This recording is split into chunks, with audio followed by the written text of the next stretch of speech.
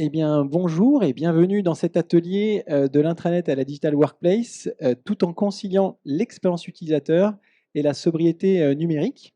Donc moi, je me présente, je suis Sylvain Chatagnon, consultant avant-vente chez Jalios, et je suis accompagné. Bonjour, donc moi je suis Michel Duro. Allez-y, prenez le temps de vous installer. On vient tout juste de commencer. Donc moi je suis Michel Duro, je suis directeur projet chez Client Interactive. Voilà, on va revenir un peu plus en détail ensuite. Exactement. On va commencer par une présentation de nos sociétés. Donc moi, je travaille chez Jalios, comme je vous l'ai dit. Donc Jalios, le premier éditeur français d'intranet et de Digital Workplace. En quelques chiffres, hein, on ne va pas vous assommer avec les chiffres de nos entreprises, mais plutôt avec les chiffres de la sobriété numérique plutôt. Donc on a 460 clients, un petit peu plus même. On a 2,1 millions d'utilisateurs en tout et pour tout qui utilisent notre plateforme au quotidien. On a fêté nos 21 ans d'expérience l'année dernière et on continue une croissance, notamment dans le domaine du cloud, avec une croissance à 41% dans ce domaine-là. On est 80 à ce jour et quelque chose d'intéressant, on utilise 30% des bénéfices de la société en dépenses R&D, ce qui fait qu'on est en perpétuelle recherche d'innovation sur notre plateforme. Et parmi ces innovations-là, on va parler notamment de ce qui permet de réduire l'impact du numérique au niveau écologique. Donc Client Interactive, c'est l'agence digitale de Cli Group. Donc Cli Group, c'est une ESN de 800 personnes. On intervient sur différents aspects. Et au sein de Client Interactive, on a deux offres. La partie qu'on appelle Web Experience, les sites Internet.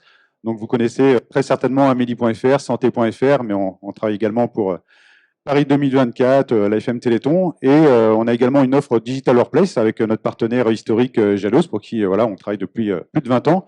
Et voilà, on a également de beaux projets, puisqu'on a mis en ligne l'intranet des Restos du Cœur, qui adresse 55 000 personnes, donc une majorité sur le terrain. On travaille également pour Médecins sans frontières, qui sollicite beaucoup les plateformes Jalios pour aller chercher de la documentation sur le terrain en Ukraine actuellement.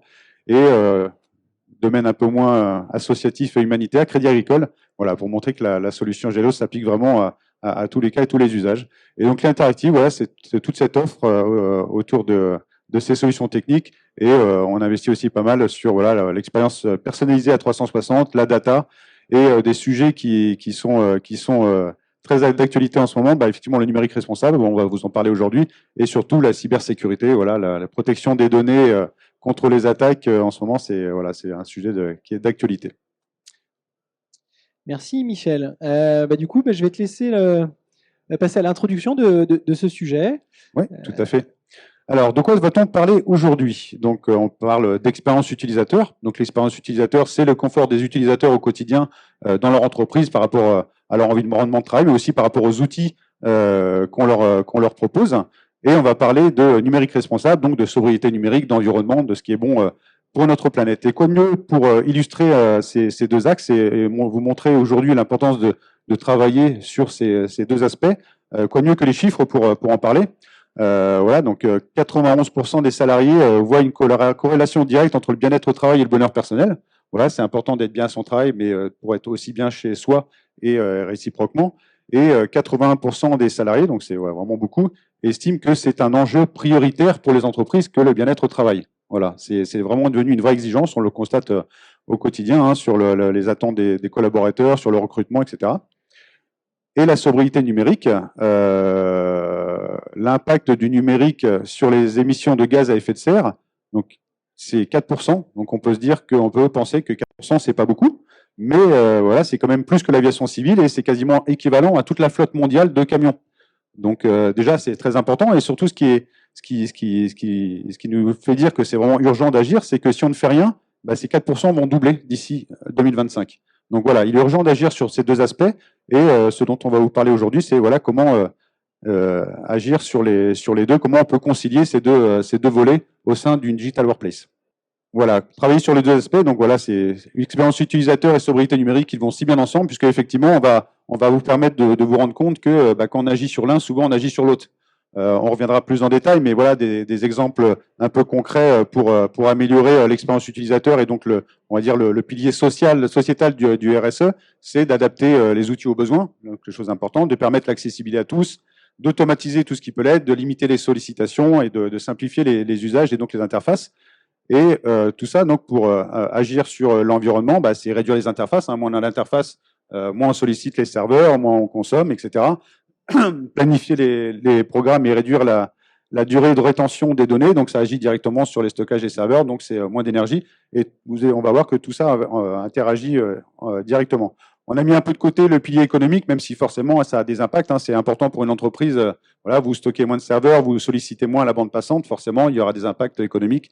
Vous êtes obligé vous pouvez du coup moins dimensionner les unités de stockage et la bande passante. Donc, il y a forcément des améliorations aussi sur le pilier économique.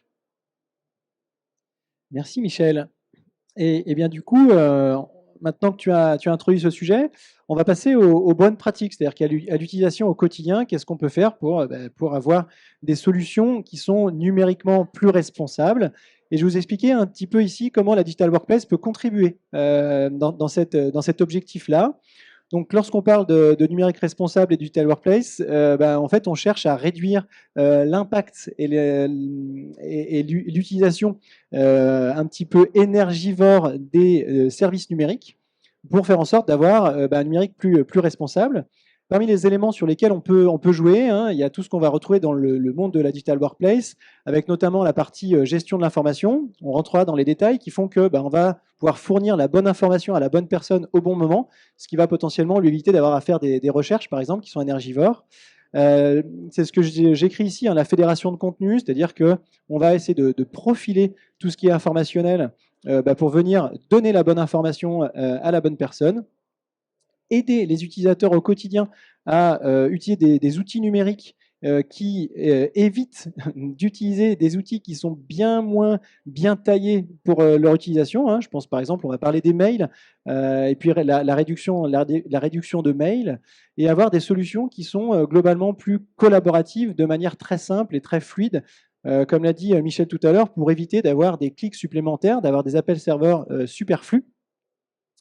Et faire en sorte qu'au quotidien, chacun des utilisateurs, dans son quotidien, en tant qu'utilisateur d'une solution, réduise ses consommations énergétiques lorsqu'il accède aux informations.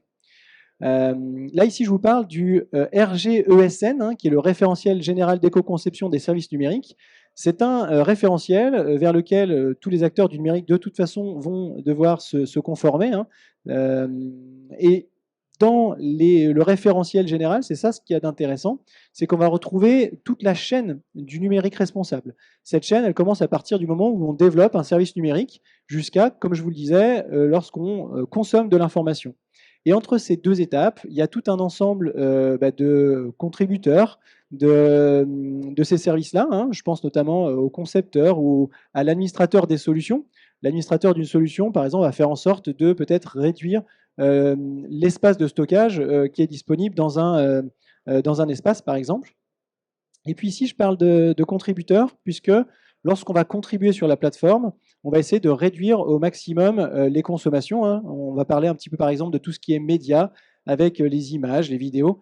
Tout ça, c'est des sujets qui sont primordiaux dans le contexte de la Digital Workplace, qui, je le rappelle, en fait, est un outil qui, de toute façon, va venir fédérer l'information. En première intention, le fait d'avoir un outil unique va déjà favoriser cette notion de réduction en termes de numérique, hein, éviter d'avoir tout un certain nombre d'outils pour faire la même chose. Et c'est ce que j'évoque ici, hein, en première intention, en termes de bonnes pratiques du numérique responsable. On va avoir, alors il y a plusieurs méthodologies, hein. Là on peut parler de Lean, Clean, Green, mais aussi on va pouvoir évoquer avec la clé de lecture de l'ERC, hein, éviter, réduire et compenser en français. L'objectif de toute façon il est simple, hein, c'est de faire en sorte de n'utiliser que ce dont on a besoin. C'est-à-dire qu'il faut que, c'est pas parce que j'ai accès à un outil que je vais nécessairement devoir l'utiliser, hein. Il faut que ça soit utile, utilisable et utilisé. Donc les différentes questions qu'on va se poser, je les amène ici de manière globale et on va rentrer dans le détail de chacune de ces questions qu'on se pose. C'est est-ce que j'ai besoin de ce service? Est-ce que je peux en réduire l'usage? Et enfin, si jamais je ne peux pas le réduire, hein, on va y aller au coup par coup. Est-ce que je peux repenser l'usage de cette fonctionnalité ou de cet outil-là en question? Alors, dans le contexte de la Digital Workplace, la question, est-ce que j'en ai vraiment besoin? Alors ici, en première image, ce que j'ai mis simplement, c'est est-ce que j'ai besoin du service qui m'est mis à disposition? Là, c'est une copie d'écran hein, dans un espace collaboratif ou une communauté. On a à disposition tout un certain nombre d'usages. Hein. Je parle d'usage par exemple documentaire, usage gestion de projet, usage conversationnel. Et au final, suivant les thématiques de ma communauté, je ne vais pas avoir besoin de tous ces services-là, hein, que ce soit dans un espace de collaboration ou alors que ce soit dans mon usage au quotidien. Je pense dans Jalios, hein, il y a la possibilité d'avoir un bureau virtuel. Dans ce bureau virtuel, on peut venir sélectionner des services. Eh bien, je ne vais pas sélectionner tous les services disponibles, je vais sélectionner uniquement ceux dont j'ai besoin. En deuxième image, c'est la volumétrie. C'est-à-dire que est-ce que j'ai besoin de conserver la version précédente de mon document? Et donc là, on peut faire en sorte, quand je vous parlais tout à l'heure d'administration, on peut faire en sorte que naturellement et automatiquement, on vienne écraser le document précédent plutôt que d'avoir des conservations des versions, des N versions précédentes du document. Et puis là, je pose un pavé dans la mare, est-ce que j'ai vraiment besoin d'être connecté? C'est-à-dire qu'il y a des moments en fait, où je n'ai pas besoin de mon service, donc je peux tout simplement me déconnecter de ce service-là pour réduire à zéro l'utilisation du serveur, par exemple, ou du service en question. Et puis enfin, je reviens ici sur les médias, alors notamment la partie vidéo, puisque c'est quelque chose qui est quand même très très important en termes de trafic sur Internet. Hein. On parle de 80% de trafic lié aux vidéos de manière générale sur Internet. Et bien en fait, ça, on va le retrouver dans nos intranets et dans nos digital workplace. Est-ce qu'on a besoin d'avoir une vidéo dans un format très très précis, hein, je ne sais pas moi, du 4K ou ce genre de choses-là, alors qu'en fait, on va afficher une vidéo sous forme de vignette. Donc on va vraiment s'assurer qu'au moment de la contribution, on va limiter le média en question, hein, lorsque je n'ai pas besoin de cet élément-là. Et puis au niveau de la solution, c'est-à-dire Jalios va faire son travail aussi, hein, et il va réduire la taille de la vidéo lorsqu'on l'affiche au format vignette. Et puis petite joke ici, est-ce que vraiment on a besoin que ce GIF il s'anime tout simplement? C'est-à-dire qu'il y a des fois on n'a juste pas besoin d'avoir des choses un petit peu superflues. Donc on va limiter certains usages. Donc ça introduit hein, cette histoire de GIF qu'on n'utilise pas, ça introduit la deuxième bonne pratique hein, dans le contexte clean, c'est est-ce que je peux réduire l'usage? C'est-à-dire que j'en ai besoin, oui, certes, il n'y a pas de problème, mais est-ce que je vais pouvoir en limiter l'impact? En premier exemple, est-ce que je peux réduire le nombre de documents que j'ai synchronisés en local? Donc là, je rappelle que dans la solution Jalios, et puis comme dans beaucoup d'autres solutions de Digital Workplace, on a la capacité de synchroniser en local certains documents. Alors, première question qu'on a à se poser, c'est est-ce que j'ai vraiment besoin d'avoir ce document en local sur mon poste? Voilà, moi, je travaille dans l'équipe avant-vente chez Jalios, je sais que je suis régulièrement en déplacement. Eh bien, les documents que je vais avoir sur mon poste en local pour travailler dans le train, c'est les projets sur lesquels je travaille en ce moment. Je n'ai pas besoin des documents liés à des projets qui sont déjà terminés ou qui ne sont pas encore commencés, par exemple. Et puis de manière plus globale, est-ce que je peux, on reparle ici un petit peu d'administration, est-ce que je peux limiter l'espace disque que je mets à disposition de ma communauté? On voit ici qu'il y a une notion d'alerte, et ça c'est quelque chose qui est quand même très très intéressant. On voit ici à 80% du seuil, qui est ici limité à 1 giga, eh bien, je vais donner une alerte à l'animateur de cette communauté-là pour lui signaler qu'en fait, on utilise beaucoup d'espace disque dans cette communauté-là, et que peut-être qu'il faut agir et sensibiliser les utilisateurs de cette communauté, les collaborateurs, à limiter leur usage en termes documentaires. Donc là, c'est pour le jeu un petit peu collectif, c'est-à-dire qu'on va tous réduire notre utilisation au moment du partage entre collaborateurs. Et puis en 3, déjà, je pense aussi encore une fois à mon utilisation à moi. Est-ce que certains des documents que j'ai mis à disposition sur la plateforme, maintenant que j'ai reçu mon alerte de quota au niveau de mon espace, est-ce que certains de ces documents-là, j'ai vraiment besoin de les partager ou pas? Et en l'occurrence, on a la possibilité d'utiliser la corbeille dans Jalios. Et donc, on n'a pas peur de supprimer des documents, puisque les documents, hein, comme dans la plupart des corbeilles, sont conservés un certain nombre de temps. Alors, en l'occurrence, par défaut, c'est 15 jours, mais là, c'est pareil. Peut-être qu'on peut revoir le temps de conservation des documents, peut-être le réduire. Et puis, tout à l'heure, je parlais des documents. On a la capacité, dans Jalios, de supprimer certaines versions. Tout à l'heure, je vous ai dit, est-ce qu'on a besoin de cette fonctionnalité? Je Je vous ai dit, est-ce qu'on écrase le document? Alors des fois, c'est important de pouvoir faire des retours arrière. Pas de problème, mais est-ce que j'ai besoin de pouvoir retourner en arrière sur toutes les versions du document? Si ce n'est pas le cas, je vais supprimer version par version chacune des versions qui ne sont pas nécessaires puisqu'elles ont été complètement, je ne sais pas, si on change une virgule dans un document, on n'a pas besoin de la version précédente par exemple. Et ça, on peut aller les sélectionner de manière unitaire. Et puis je continue mon travail personnel. Est-ce que j'ai besoin d'avoir tout un ensemble de notifications? Je peux réduire certaines notifications. Donc dans Jalios, on a cette capacité d'être informé sous format d'une petite alerte dans sa plateforme et être informé sur des sujets qui nous importent. C'est-à-dire qu'avoir des informations sur quelque chose qui ne m'intéresse pas, mais je n'ai pas besoin de cette notification. Et donc Jalios laisse la possibilité en un clic de créer un filtre pour limiter les notifications et les alertes que je reçois sur la plateforme. Et la dernière étape, une fois qu'on a réduit l'usage, est-ce qu'on va pouvoir le repenser? Donc globalement, je vous parlais à l'instant des notifications et la façon dont on va recevoir ces notifications-là. Je vous évoquais notamment une petite cloche, une petite alerte qu'on a sur la plupart des Digital Workplace, et notamment dans Jalios. Mais maintenant, on peut se poser la question, on a plusieurs canaux de communication, et notamment le mail que j'évoquais tout à l'heure. Le mail, je pense que c'est quelque chose qu'on va pouvoir essayer de réduire drastiquement, puisque au fur et à mesure des usages des outils numériques qui sont mis à disposition de nos jours, à la fois en interne et en externe, on va pouvoir réduire l'utilisation du mail. Et notamment ici, peut-être que ce canal de communication, moi, je choisis de ne pas l'utiliser. En interne, je ne vous le cache pas, chez Jalios, on arrive à avoir du zéro mail.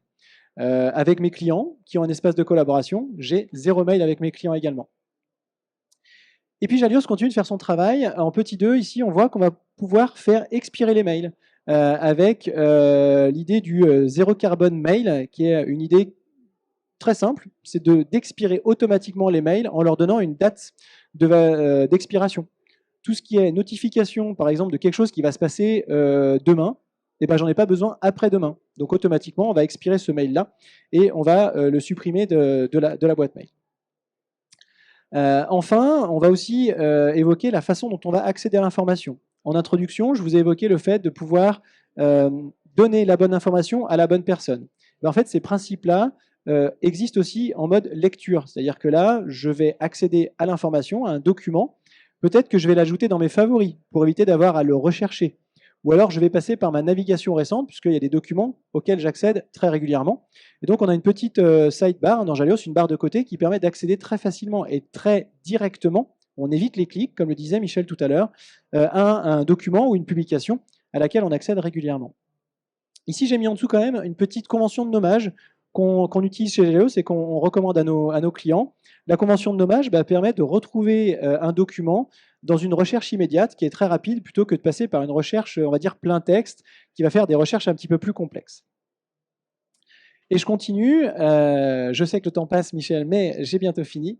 Comment partager un document? Quoi qu'il arrive, on va essayer de faire en sorte, je vous le redis, d'utiliser un seul et même outil. Ça, c'est un des éléments primordial de la sobriété numérique. Et donc, mon document, je ne vais pas l'envoyer par mail à l'externe. Je vais le déposer sur un Digital Workplace et puis je vais envoyer un lien public à mon client, à mon partenaire, bref, à une personne extérieure à l'entreprise. De même, en interne, interdiction d'envoyer un mail à un collaborateur. On passe par une recommandation interne qui pointe tout simplement vers le document en question. Et puis, dernier élément, on ne va pas se cacher, on a besoin d'échanger en temps réel. Donc, on peut passer par des solutions de web chat. C'est un usage qui est disponible dans Jalios avec un module qui permet de faire du web chat. Ce web chat, il est très pratique, il est disponible sur desktop, en mobilité, très simplement. Et puis, cet outil-là permet par exemple de lancer des visios. Et ces visios, on est assez friand en ce moment de visios. C'est quelque chose qui a été un petit peu... qui est rentré dans le quotidien, notamment au moment du confinement, il y a un peu plus de 2 ans. Mais en fait, on n'a pas besoin forcément de voir nos collaborateurs. Donc le premier réflexe, c'est potentiellement de lancer une visio, tout en limitant l'utilisation de la vidéo, car on le répète, c'est la partie vidéo qui utilise énormément d'énergie dans les services numériques. Et puis enfin, on a cette capacité d'utiliser peut-être des modules pour vous assister. Michel. Oui, tout à fait. Donc là, Sylvain, vous avez énuméré un certain nombre de bonnes pratiques. Il y en a beaucoup. Hein. C'était important de toutes les passer en revue et de voir sur tous les leviers sur lesquels vous pouvez agir. Et pour aider vos collaborateurs, vos contributeurs à faire mieux les choses, chez Clear, on a développé un module numérique responsable qui vous permet de faire un état des lieux de votre digital workplace sur tous les aspects importants en termes de numérique responsable. Donc en gros, vous avez des tableaux de bord qui vont vous donner un état des lieux sur différents domaines, hein, que ce soit vos images, vos fichiers vidéo, vos documents, votre contenu de manière générale, les médias déconseillés, les polices d'écriture, de façon très simple et rapide, et vous permettre d'agir très rapidement sur les éléments qu'ils ne nécessitent. Par exemple, vous pouvez avoir des documents qui sont très, très anciens, des documents qui ont plus de 2 ans, mais qui finalement sont accédés régulièrement. Donc on va vous alerter sur le fait que ces documents sont anciens, mais quand vous allez voir que les dernières connexions datent d'hier, avant-hier, que c'est des documents qui sont consommés, vous allez pouvoir dire non, ce document, je le garde.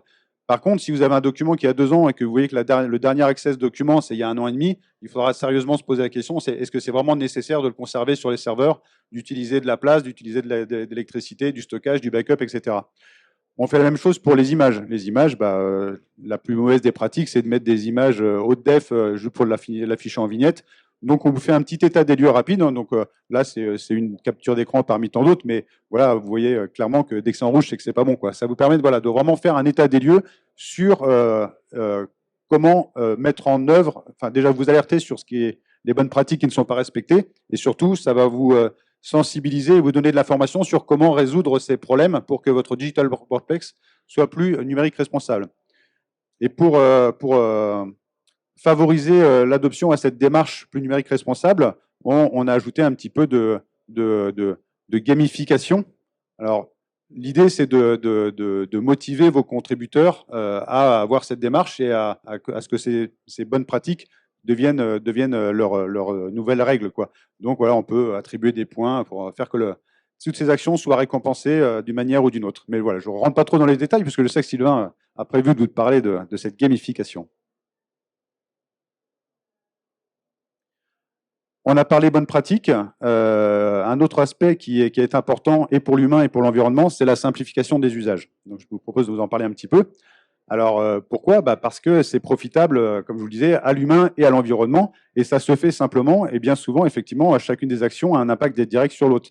Donc, d'un point de vue expérience utilisateur, il va être important d'optimiser les parcours, d'automatiser les tâches, réduire les interfaces, assister et former les collaborateurs, et on agira directement sur la planète, parce qu'en améliorant les temps de traitement, on va faire les choses plus vite, mieux, on va moins consommer. On va réduire les sollicitations au réseau et serveurs. Je parlais du stockage des fichiers. Moins de fichiers égale moins de place nécessaire sur les serveurs et moins de bandes passantes pour appeler ces fichiers. Et l'idée de sensibiliser et de former les utilisateurs, c'est que la mise en place des usages numériquement plus responsables va devenir la règle dans votre entreprise auprès de tout le monde. Alors, pour simplifier les usages, quelque chose qui peut paraître logique, mais qui n'est pas toujours le cas, il faut commencer par le commencement. Et commencer par le commencement, c'est impliquer vos utilisateurs. Parce que rien de plus important, la technique est là pour servir vos utilisateurs, donc il faut prendre en compte leurs besoins et leurs usages. Et quand je dis leurs usages, c'est les usages de différentes cibles, de différentes familles de métiers de vos utilisateurs. Les besoins d'un service RH ne sont pas les mêmes que celles d'une DSI. Donc là, on est sur on va dire du classique. Hein. On va définir des utilisateurs, des ambassadeurs. On va les mettre autour d'une table et on va analyser les usages et définir le niveau d'intégration de leurs besoins. On va prendre en compte vos applications métiers, voir celles qui peuvent être candidates à être intégrées ou pas dans votre digital workplace. Hein. C'est ce que disait Sylvain tout à l'heure. Est-ce que j'ai vraiment besoin de ce service? Quelle valeur il apporte à mes collaborateurs?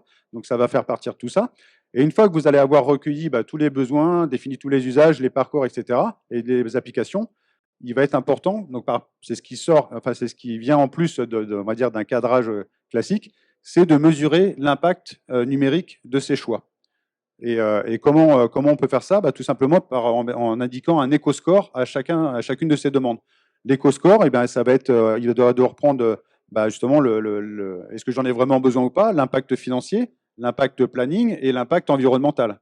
Et voilà, donc peut-être qu'une fonctionnalité qui est nécessaire, voilà, un usage métier, une dématérialisation de processus qui est ultra importante parce que ça colle le plus près de votre métier, même si elle a un impact environnemental, on sait que c'est essentiel, donc on va peut-être faire le choix de tout de même la mettre en place parce qu'on en a réellement besoin. Par contre, des choses qui sont un peu plus futiles et qui ont un impact important, on va se dire, bah, ceux-là, on va plutôt les mettre de côté pour améliorer notre éco-score global. Donc voilà, donc une fois qu'on a fait nos éco-scores et qu'on a arbitré sur ce qu'on allait faire ou pas, on va définir les parcours. Donc vous voyez que le numérique responsable, il empiète un petit peu, voilà, mobilisation des acteurs, implication des utilisateurs finaux et cadrage technique. On vient en partie couvrir par du numérique responsable parce qu'on sait qu'une couverture à 100% n'est pas possible et que tout est une histoire de compromis et de besoins. Donc c'est la bonne démarche à adopter. Quelques exemples concrets qui vont parler d'eux-mêmes. Interagir sur les applications métiers, bah voilà, quand vous avez besoin de valider une note de frais ou un congé, plutôt que de se rendre sur l'interface de gestion des congés, bien souvent de se réauthentifier, de voir la liste des demandes, de regarder, de valider et de retourner sur votre Digital Workplace, vous pouvez intégrer ça directement dans une notification. Vous êtes sur votre page d'accueil Jalios, vous avez le système de notification que vous connaissez bien, vous affichez, et on peut intégrer directement un bouton Call to Action. Voilà, telle personne veut poser un congé tel jour, est-ce que vous êtes OK, vous validez ou pas? Et vous avez gagné déjà 10 minutes sur une simple demande. Idem pour les réunions, on vous propose une réunion, vous avez juste à passer par le biais des notifications pour l'accepter, ça marche aussi pour les rappels. Vous pouvez aussi croiser la data, donc on parlait beaucoup d'interopérabilité dernièrement, donc l'idée c'est de croiser les données de votre Digital Workplace et de tout votre SI métier. Et l'idée, c'est d'automatiser ou de réduire le temps de traitement des tâches qui sont très chronophages, et donc du coup de moins solliciter le système et de le solliciter de façon plus intelligente. Planifier une réunion. Il y a quelque temps, on donnait l'exemple avec un chatbot. Écoute, mon chatbot préféré, planifie-moi une réunion dès que possible avec toute l'équipe marketing. Eh bien, dans votre Digital Workplace qui est interfacé avec votre agenda et votre Active Directory, il connaît qui compose l'équipe marketing, il a accès à leur agenda et en quelques secondes, il est capable de vous trouver une date de dispo pour chacun des personnes et vous la proposez. Et toujours par le système de boutons, vous la validez, il vous propose, vous validez et la réunion est lancée. Ça, concrètement, je pense que sans mentir, ça vous prend 2 heures à trouver une date de dispo avec tout le monde, même avec l'assistant de planification, ça prend un peu de temps. Donc voilà, donc idem pour poser un congé depuis un chatbot, il vérifie le planning, il vérifie les réunions. Troisième exemple, utiliser la donnée. Là, il faut voir la Digital Workplace comme un assistant au quotidien. Donc, à l'image d'une Google Home, voilà, vous avez des routines d'accueil le matin. Dites bonjour, donne-moi les lieux. Bonjour Google Home, et il vous donne un petit peu les actualités. Vous pouvez imaginer la même chose avec votre Digital Workplace. Donc, ça peut vous rappeler les rendez-vous que vous avez dans la journée. Ça peut vous rappeler les tâches régulières. Par exemple, au mois de décembre, c'est souvent les clôtures comptables. N'oubliez pas, on est en décembre, n'oubliez pas d'envoyer les factures, etc. Voilà, en gros, émettre des alertes intelligentes, entre guillemets. Donc voilà, ça permet de simplifier l'usage et de vous assister au quotidien. Et quand on voit tout ça, donc on optimise les processus, on automatise tout ce qui peut l'être. Donc forcément, d'un point de vue humain, c'est très appréciable parce que c'est un vrai assistant au quotidien. Et d'un point de vue environnemental, c'est sans équivoque. Il y a moins d'interfaces, moins d'étapes, moins de complexité, moins de temps, moins d'énergie. Enfin, on voit bien qu'on agit directement sur l'environnement et sur l'humain. Donc voilà quelques exemples concrets. Un des autres aspects, donc on a vu les bonnes pratiques, on a vu la simplification des usages, mais avant tout, c'est l'humain qui est au cœur du dispositif et qui doit être acteur de ces bonnes pratiques. Et pour qu'il puisse être un bon acteur de ces pratiques, il faut le sensibiliser. Donc ça passe par différents aspects qu'on va vous montrer aujourd'hui. L'onboarding, la formation et la communication. L'onboarding, c'est super important. Enfin, déjà, quand vous recrutez, c'est important de bien accueillir. Et on parle même de pré-boarding. Chez Clé, on est très attaché à ces pratiques. Donc, ça passe, voilà, sur Géos, par exemple, vous avez un module visite guidée. Eh bien, vous pouvez utiliser ce module pour sensibiliser les personnes qui arrivent aux bonnes pratiques, à la politique numérique responsable de votre entreprise et donner de l'information. Donc, il est parcours de découverte. Bon, donc voilà, ça permet une meilleure appropriation, confort d'utilisation, attractivité, sensibilisation. L'aspect formation, donc il faut former vos collaborateurs, vos contributeurs, donc avec donc une meilleure sensibilisation, voilà, une clarification des nouveaux usages. Ils vont contribuer de façon plus intelligente et ils peuvent être aidés par le module que j'évoquais tout à l'heure, donc des webinaires, des manuels. Et ça passe aussi par le volet communication. Donc déjà, une communication à tous les niveaux sur la politique numérique responsable de votre entreprise. Donc ça, c'est une bonne chose. Ce qui est intéressant aussi de dire, c'est voilà, quel est le résultat de cette implication et de cette sensibilisation, pardon, parce que c'est important pour vos collaborateurs que s'ils mettent en œuvre ces bonnes pratiques, qu'ils voient le résultat de leur travail et de leur implication. Et par voilà, la proposition d'astuces et de gamification. Et je vous propose effectivement d'enchaîner avec Sylvain pour qu'il nous présente un petit peu tout ce qui est possible de faire en termes de gamification, puisque c'est voilà, amener une solution de façon ludique, on favorise l'adhésion des collaborateurs. Merci Michel. Donc en effet, Jalios dispose en fait d'un module qu'on appelle le module J-Game qui permet de faire de la gamification et que là on a mis au service du numérique responsable. Alors simplement un petit focus sur J-Game. Alors c'est un framework de gamification. Désolé pour le vocabulaire, c'est un peu compliqué. Alors qu'en fait tout simplement l'objectif c'est de dire que vous allez pouvoir mettre en place des jeux sérieux digitaux, notamment avoir des défis à relever. Ces défis vont être intégrés dans des missions à accomplir. Et puis, comme vous voyez ici, on a cette capacité d'être assez modulable en termes d'usage. Est-ce que c'est une compétition individuelle ou un défi d'équipe? Est-ce que c'est collaboratif? Est-ce qu'il y a une limite de temps? Pas de limite de temps? Tout ça, c'est vraiment à la main du scénariste du jeu. Notamment aussi les validations des défis. Est-ce que c'est automatique? C'est-à-dire que la solution Jalios permet de valider automatiquement certains défis. Je pense notamment tout à l'heure quand on parlait de réduire l'utilisation des documents. Ça, on peut le savoir. Le nombre, l'espace disque utilisé par tel ou tel utilisateur, c'est quelque chose que la plateforme connaît comme information. Donc, on va pouvoir valider des défis de manière automatique. Et puis, certains défis vont être validés manuellement parce qu'on a besoin d'un être humain pour valider certains des défis qui sont mis au challenge de certains utilisateurs. Et puis vous le savez, en fait, l'être humain est comme ça. S'il n'a pas de récompense, il ne travaille pas forcément. Si on lui dit c'est bien pour l'environnement, mais qu'en fait il a rien à gagner globalement, si ce n'est pour l'environnement, et qu'il n'a pas cette notion-là, on va parler notamment de sensibilisation, et on va mettre à disposition de ce jeu des récompenses. Alors des récompenses, ici, nous on a pensé à des points, des badges, des niveaux. Et puis, en fait, on va aller un petit peu plus loin avec Jalios, c'est-à-dire qu'on va potentiellement intégrer la personne qui réussit certains défis, on va l'intégrer dans des groupes particuliers. Peut-être que certains groupes peuvent donner certains avantages ou peuvent permettre l'accès à certaines informations qui n'auraient pas été accessibles s'ils n'avaient pas été dans ce groupe-là. La deuxième possibilité, c'est mettre à disposition, mettre en relation en fait d'une récompense une compétence, notamment la compétence numérique responsable. Moi, je sais que je suis certifié par l'INR. Peut-être que cette compétence-là, si elle se retrouve dans l'outil Jalios et que je suis identifié comme étant certifié, potentiellement, ça me met comme responsable et un petit peu ambassadeur du numérique responsable chez Jalios.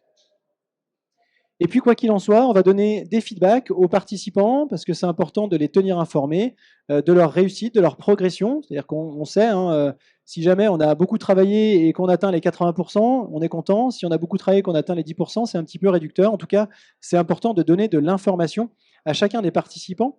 Et puis, vous le verrez sur la dernière image, de donner un compte-rendu du challenge.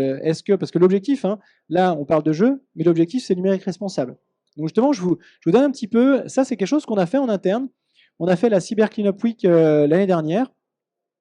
Et puis on avait des défis individuels et collectifs. Donc sur une semaine, on avait 9 défis avec des badges à collectionner à chaque fois. Donc 9 défis, 9 badges. On avait engagé les collaborateurs Jalios parce qu'on avait des défis qui étaient dévoilés au fur et à mesure. Donc c'était intéressant, ils ne pouvaient pas tout faire d'un coup. Il devait être un petit peu patient, attiser la curiosité, c'est toujours intéressant quand on fait des jeux. Et puis voilà, ça donnait ça en fait, les méchants gigas de données inutiles, moins importants, et énergivores, moins encore plus importants, ont envahi Jalios et on cherche des super-héros pour réduire l'empreinte écologique de l'entreprise sur la planète. Donc voilà un petit peu l'idée du challenge. Et voilà comment ça s'est présenté. Donc en une image ici, on voit qu'il y a des missions avec des défis à relever. On a pris l'exemple de la mission du numérique responsable avec le défi réduire la volumétrie. Ce qu'on met en avant ici, c'est on a une progression de l'utilisateur avec le petit V vert. On sait ce que j'ai réussi à faire. Encore une fois, que ce soit de manière automatique ou alors de manuel, validé peut-être par le DSI. Certaines étapes étaient validées par le DSI lui-même manuellement. Et chacun de ces défis en fait pouvait amener à un badge. Donc Là, ce que je vous montre, c'est la réflexion de ceux qui ont mis en place ce jeu. Et cette réflexion est venue scénariser 3 missions et 9 défis. Parmi la première mission qui est écrite ici, c'est sensibilisation au numérique responsable. Et ça, c'est quelque chose qui est quand même très important. Chacun des utilisateurs n'a pas fait une action un petit peu sans savoir de quoi on parlait. Cette sensibilisation au numérique responsable, c'était un MOOC de 30 minutes qui sensibilisait tout un chacun, qui était d'ailleurs une étape préliminaire à tous les autres défis, pour s'assurer que la personne comprend bien ce qu'elle est en train de faire. Parce que réduire des documents, réduire l'utilisation, je sais pas, de la volumétrie documentaire, sans trop savoir ce qu'on fait, c'est un petit peu réverbatif, c'est pénible, on n'a pas envie. Bref, une fois qu'on est sensibilisé et qu'on sait que 4% c'est plus que l'aviation, on se dit peut-être que je vais réduire un petit peu ma consommation énergétique. Donc il y avait ces 3 missions, le numérique responsable avec des sensibilisations. On est allé un petit peu plus loin même en termes d'engagement, puisqu'on a proposé dans la deuxième mission de poster des idées. C'est-à-dire qu'une fois qu'on a sensibilisé les utilisateurs, on va utiliser leur cerveau, leur réflexion, pour que potentiellement ils proposent des idées à tout un chacun et que la personne qui a mis en place ce challenge de numérique responsable puisse venir piocher des idées que lui-même potentiellement n'aurait pas trouvées. Alors, je ne vais pas passer tous les scénarios. Les différentes missions, c'était faire du nettoyage de ces mails, de ces alertes, du nettoyage de ces documents. Comme je vous l'ai dit tout à l'heure, on avait une validation suivant le nombre de documents qui étaient synchronisés dans notre J-Drive. On avait aussi des badges suivant la réduction de la volumétrie sur l'ensemble des serveurs de Jalios. Donc ça, c'était une validation du DSI. Donc chacun des badges qui ont été récoltés, je vous montrerai l'image juste après, permettait à chacun des utilisateurs d'atteindre des niveaux parmi membres engagés, protecteurs des ours polaires, défenseurs de la planète 400 points et chevalier cyber-écolo, c'était 600 points, c'est-à-dire qu'on avait réussi l'ensemble des défis. Et ce que je vous disais, c'est que c'est toujours important d'informer l'utilisateur de où il en est dans sa progression. Donc là, c'est un exemple, c'est mon tableau de bord à moi, je crois d'ailleurs. Je sais où j'en suis en termes de progression. Là, vous voyez que moi, j'ai réussi à 100%. J'ai un joli score, puisque j'ai plus de 5000 points. Donc, j'ai été cyber-écolo. Bravo. Merci, Michel. J'ai le niveau chevalier cyber-écolo. Je suis classé 5e sur 42. Tu vois, merci, Michel, mais j'étais pas premier quand même. J'ai été premier à un moment, puisqu'on a le classement de chacun au fur et à mesure des défis. Et puis le temps passé, vous voyez que j'ai quand même passé 5 jours, 5 heures, etc. Donc ça, c'est des temps passés. Je n'ai pas passé 5 jours à nettoyer mes documents. C'est juste qu'il y a des fois, il y a du temps passé. On ne fait pas une action dans la journée. Potentiellement, ça dure plusieurs journées. Là, sur la semaine, on a tous essayé de réduire la volumétrie, notamment en termes de mail ou en termes d'espace disque, en termes documentaires. Et puis les badges, oui, je les ai finalement pas tous. Il y en a un que j'ai pas réussi. C'était Data Cleaning Team. Pourquoi j'ai pas réussi ce défi? Mais parce que j'avais déjà tout nettoyé avant même le lancement du défi. Donc si on vous demande de nettoyer des documents, mais qu'en fait vous êtes à jour de votre synchronisation locale, on ne gagnait pas le badge, malheureusement. Ce qui était important, finalement, là je rigole un petit peu à titre personnel, peu importe mon classement, ce qui était important, c'est ça. C'est-à-dire qu'on avait l'engagement de tous les collaborateurs Jalios, ou presque. Tout le monde n'a pas forcément joué le jeu, en tout cas tous les participants. Là, on a eu 42 participants sur les 70 personnes qui étaient chez Jalios à l'époque. On a eu, vous voyez, je ne suis pas le seul chevalier cyber-écolo, on était quand même plusieurs. Et puis certaines personnes ont essayé, et puis elles n'ont pas forcément réussi.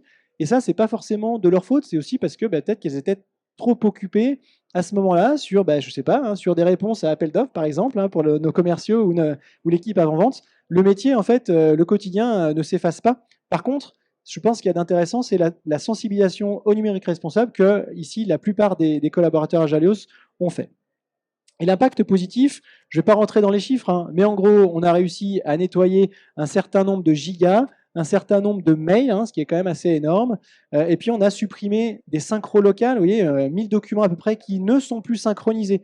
Quand je vous parle de synchronisation, ça veut dire qu'à chaque fois qu'un document est modifié pour une virgule, si le document fait 50 mégas, chacune des personnes qui a synchronisé son document télécharge 50 mégas pour le document. Et on sait que les PowerPoints sont quand même de plus en plus lourds. Et donc, ça revient quand même à faire pas mal d'économies en termes d'énergie. Et puis, les 17 idées. Là, c'est quand même super intéressant. C'est-à-dire qu'une fois qu'on a sensibilisé des personnes, qu'on les a lancées cérébralement sur des sujets, en fait, on utilise, alors notre slogan un peu pompeux chez Jalios, c'est catalyseur d'intelligence collective.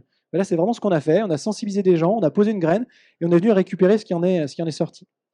Alors, j'ai triché un petit peu. Je vous ai mis la copie d'écran de ce qui s'est passé l'année dernière, parce que j'ai préparé mes slides la semaine dernière. On l'a refait cette année. Donc là, n'hésitez pas, je peux vous montrer comment ça fonctionne directement sur mon poste dans un cas concret, puisque le challenge, il a été terminé là, très, très récemment, le Digital Cleanup Week.